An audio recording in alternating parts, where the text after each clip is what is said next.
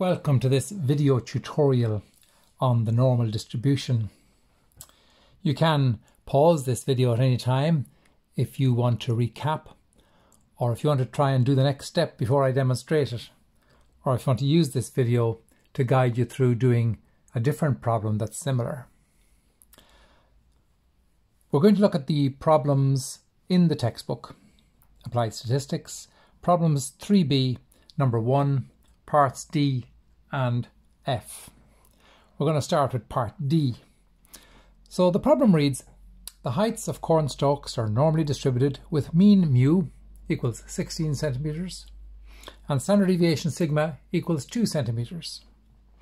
Calculate the proportion of stalks with heights that are taller than 18.25 centimeters. So we'll begin by laying out the problem that mu equals 16 and sigma equals 2, and the value of interest to us, x, is 18.25. Now, the first thing we'll do is to calculate a z-score. Our formula for z is z equals x minus mu over sigma. So in this case, z equals 18.25 minus 16 over 2. And working that out, we get z equals 1.125. Now we will need to round that, because when we go to the tables, z is only provided to 2 decimal places. So we need to round z equals 1.125 to 2 decimal places. So the first digit that we're discarding is 5 or greater, so we add 1 to the previous digit. Z equals 1.13. Okay, z equals 1.13. Now, having calculated z, the next step is to draw a sketch of the normal curve. So it's the familiar bell-shaped curve. We put a tick mark in the middle at 0, and on the curve we mark the particular value of z that we have calculated. Z equals 1.13, that's plus 1.13, so it's on the right of 0, somewhere here, 1.13. So we'll draw a vertical line segment there, and that divides the curve into these two areas. Now, going back to the question, it says, calculate the proportion of stalks with heights that are taller than 18.25. Taller than means to the right on the number line. So the area we require is on the right of that line, not the left. So it's this area here. So we shade that area just to indicate what we're looking for. Now, inspecting the graph, we can see that the area that we require is a minority. It's less than half the total area under the curve. We need to find that out by looking at the graph. The tables won't be able to tell us that. So it's a minority, so I'll just write minority just so that it's very clear what we're looking for. So we want a minority probability corresponding to z equals 1.13. We'll go and take a look in the tables you can find at the back of the textbook or in any set of statistical tables. So here are our normal tables.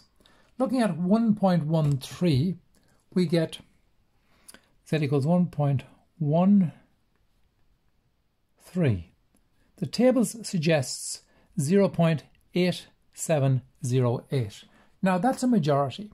The tables, as you will notice, always provide a majority result. Every entry in the tables is 0.5 or greater. So the tables presents you with the majority probability corresponding to whatever z-score you're looking at. Since we will require the minority probability in this case, we will subtract the tabulated value from 1.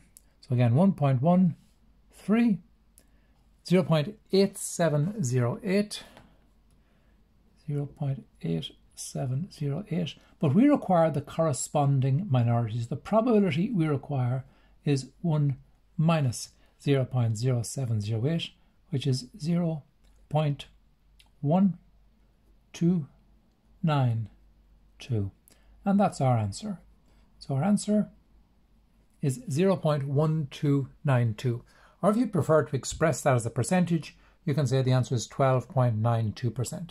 That is the proportion of a normal distribution that exceeds z equals 1.13, or in this particular case, the proportion of these cornstalks that exceed 18.25 centimeters in height. Now, this example has dealt with just a single value of z, and it corresponds to example 1 that was presented in the textbook.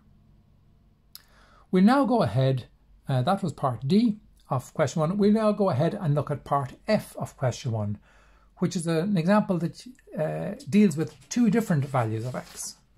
So we're going now to problems 3B, question 1, part F. So the problem begins in the same way. The heights of cornstalks are normally distributed with mean mu equals 16, and standard deviation sigma equals 2 centimeters. Calculate the proportion of stalks with heights that are between 11 and 13.5. So this time, instead of having one value of interest, x, we have two values of interest, which we will call x1 and x2. So we have x1 equals 11, and we have x2 equals 13.5. And so corresponding to each of these x values, there is a z-score. So we will calculate each of these z-scores, and we will call them z1 and z2. So z1 and z2. And the formula for z is x minus mu over sigma.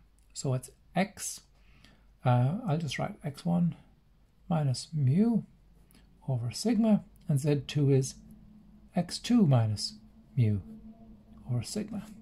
Now let me substitute the values into these formulas. Z1 equals x1 11 minus 16 over 2, and z2 is 13.5 minus 16 over 2. 11 minus 16 is minus 5. Minus 5 divided by 2 is minus 2.5. So z1 is minus 2.5. z2, 13.5 minus 16 is minus 2.5. Minus 2.5 divided by 2 is minus 1.25. So we now have two z-scores of interest. So our next step after calculating z-scores is to draw the bell-shaped curve, the curve of the normal distribution, and to mark those z-scores in. If you like, you might like to pause the video and try that before I do it. I'm going to do that now. So I'm going to draw the familiar bell-shaped curve. Put a 0 in the middle. And these two z-scores are both negative. So these two z-scores will both belong on the left of 0. I'll mark them here and here. Your position doesn't have to be perfect, as long as they're on the correct side of 0 and the correct side of each other. The more extreme value, z1, is minus 2.5, and this other value is minus 1.25. So in between these two values is the area that interests us, the proportion of stalks with heights in between those. So I will shade that area. That's the area of interest. I want to know what probability is represented by that area. The total area under the curve is 1, and so the area in between these two z-scores represents the probability that a value arises between these two z-scores. Now, when I look up the tables, which will be my next step, I can only look up one z-score at a time. I can't look up both of these at once. So I'm going to have to break this problem down. And I'll do it like this. And this is always the way we can proceed with a problem like this. I will look up the left tail area. Then I will look up the right tail area over here. Then I will add those two quantities together to get the total tail area. And then everything else, 1 minus the total tail area, will give me the area of that interval. So let me just write that out here. I'll look up first of all the left tail area. Next I will look up the right tail area. Then I will look up the total tail area. And the answer will be 1 minus the total tail area. So I'll just call that answer. The answer is 1 minus the total tail area. So the left tail area is this quantity here. Looking at that quantity, we can see that is a minority. It's less than half the total area under the curve. So it's a minority. So the tables will suggest a majority. So I will need to subtract the value in the tables from 1 because I can see that that there is a minority. Now, minus 2.5. Minus 2.5 doesn't arise in the tables because the tables only shows positive z-scores. However, since the normal curve is symmetric about 0, positive z-scores and negative z-scores have the same probabilities associated with them. So I will look up 2.5. Instead of minus 2.5, look up 2.5, and that gives me 0.9938.